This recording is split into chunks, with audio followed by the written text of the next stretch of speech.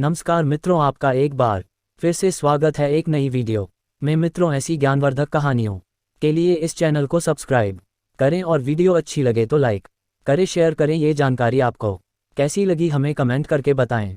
मुस्कुरा रहा है उसे दर्द ने पाला होगा, जो चल रहा है उसके पाँव में छाला होगा। बिना संघर्ष के इंसान चमक नहीं सकता, जो जलेगा उसी दिए में उजाला होगा। संघर्ष से क्यों बचे, जितना कठिन संघर्ष होगा उतनी ही शानदार जीत होगी।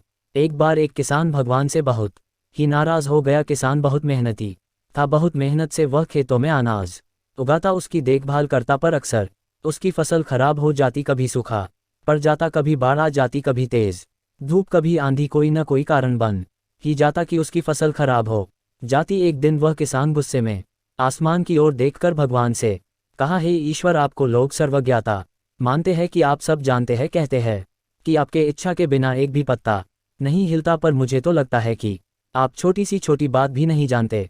आपको तो ये भी नहीं पता कि खेती बाड़ी कैसे करते हैं। अगर आप जानते होते तो हर समय जो बाढ़, आंधी और तूफान आते हैं वो कभी नहीं आते। आप नहीं जानते कि कितना नुकसान उठाना पड़ता है। यदि आप मेरे हाथ में ये शक्ति दे दे कि जैसा मैं चाहूँ वैसा मैं मौसम कर दूं, फिर आप देखना मैं अन्न के भंडार लगा दूंगा। भगवान किसान के तीखे वाक्य सुनकर मुस्कुरा रहे थे और वह किसान के सामने प्रकट होकर बोले, मैं आज से तुझे ये शक्ति देता हूं कि तुम अपने खेतों पर तुम्हारी जैसी इच्छा हो तुम वैसा मौसम कर दोगे। मैं बिल्कुल भी दखल नहीं दूंगा, तुम्हारी इच्छा से सब कुछ होगा।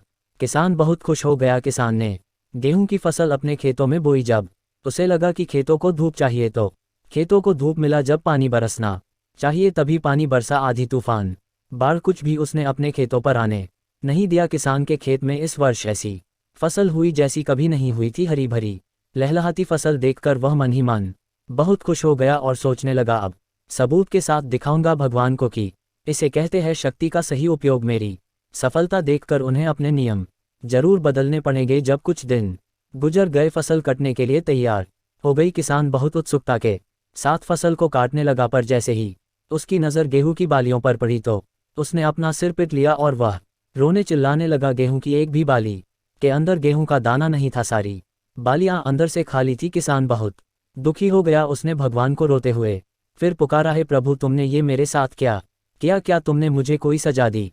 भगवान बोले, पुत्र, ये तो होना ही था।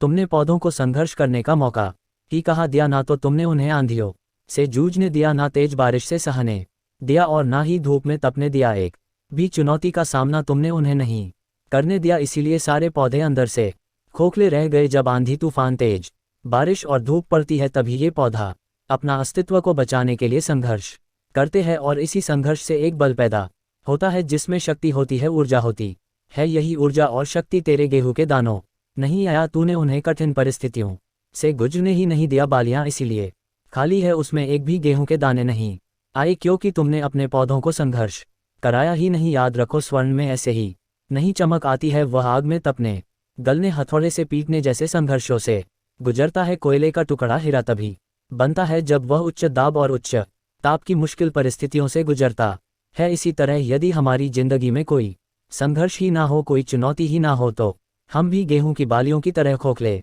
रह जाएंगे। कोई अस्तित्व नहीं होगा हमारा। विपरीत परिस्थितियां, चुनौतियां, समस्याएं हमें और अधिक निखारती है। यदि जीवन में कठिन परिस्थितियां और चुनौतियां आए तो घबराना मत, बल्कि सामना करना। विश्वास करना कि आप और अधिक निखर जाओगे और अधिक मजबूत बन जाओगे।